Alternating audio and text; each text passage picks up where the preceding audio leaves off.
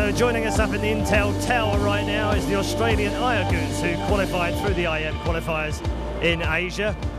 You're yet to play, of course. Group D plays tomorrow, but come a long way from Australia. Had a great opportunity to come out and play at the Intel Extreme Masters. Why is it that you guys don't get out of Australia much? Basically, it's really expensive to fly from anywhere in Australia, and our teams don't have enough money to do it regularly. And IM's different from like other tournaments because like they paid for me to come here, and people don't do that, so that's really nice. It's it's actually why like Australians like IM a little bit more than other tournaments, because we get to show up. Well, you're definitely going to do that this week. Talk about the whole scene in Australia. It's not particularly well known globally. Everyone talks about the Koreans, the Europeans, the Americans, but you guys have got a passionate scene down there. Australia's like it's pretty small, but it's pretty tight. Everyone like really knows everyone else, and yeah, it's definitely like really passionate.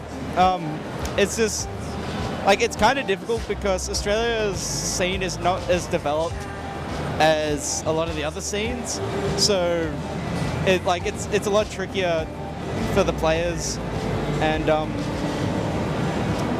it's also difficult because I think there are a lot of Australian StarCraft fans who don't actually know a lot about their own scene, which is kind of depressing. Like, 2 events that we've had in Australia had these amazing, ridiculous turnouts. It was WCS Australia last year and the HOTS launch. And I kind of get the impression that so many of these people didn't really know we had like such a good scene, didn't really know that we had all these players. They mostly just came for our toasters and tasters. Well, most people do. You know, why not? But on the other hand, we've seen Moonglade do pretty well at WCS America. Where do you feel that you rank against Moonglade in the global scene? Australia's best player, there's 2 best players in Australia. It's either Moonglade or Moonglade 3 weeks from now. Because like sometimes he loses tournaments and then he gets really mad and then he stops winning tournaments for a while. It was pretty good that I got to get in this time. I don't know, I've got nowhere near the sort of experience, so I guess like or achievements of Mr. Moonglade. And yeah, I don't know, maybe one day I will. It's really difficult to actually beat, I don't know, the non-Australians in this game. But he doesn't have any kind of mental block against them. It's crazy. And like we're so used to him now, like I think the Australians, we're so used to having to play against Moonglade, we don't think maybe we don't think he's really that good, but in reality he is that good. We've just been able to study him enough. So talk to me about how does Australia as a scene of players, how does it improve? How does it go to the next level? How do we get the likes of you to an IEM again? How do we get you into WCS? What has got to change for Australia to go big? Kind of more of just everything and time. Like, we have a tournament circuit, and like ACL is kind of like our MLG. We have like a few other tournaments, the occasional LAN, and some online stuff. But ACL is definitely the biggest one, and like, I don't really know how we could get more Australians interested in ACL. Really, like, I don't know how it works. But one part of it, and the only part that I can really contribute, is having local players who you know about because they went international and kicked someone's ass.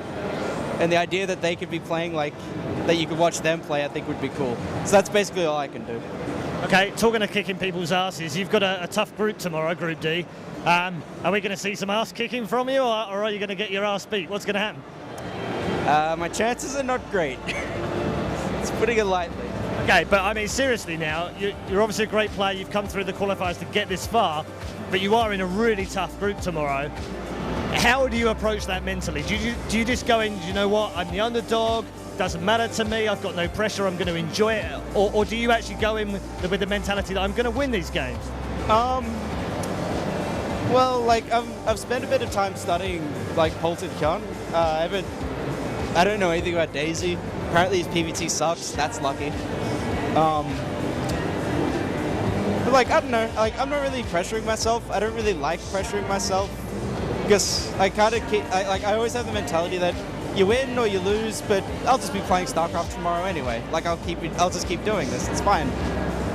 So yeah, it's kind of scary, particularly Bolt. Like I've watched so many Bolt games to learn from, and the idea that I have to play him was like, ah. It'll be fine. Be fine. So, what would be a success for you at Intel Extreme Masters Shanghai?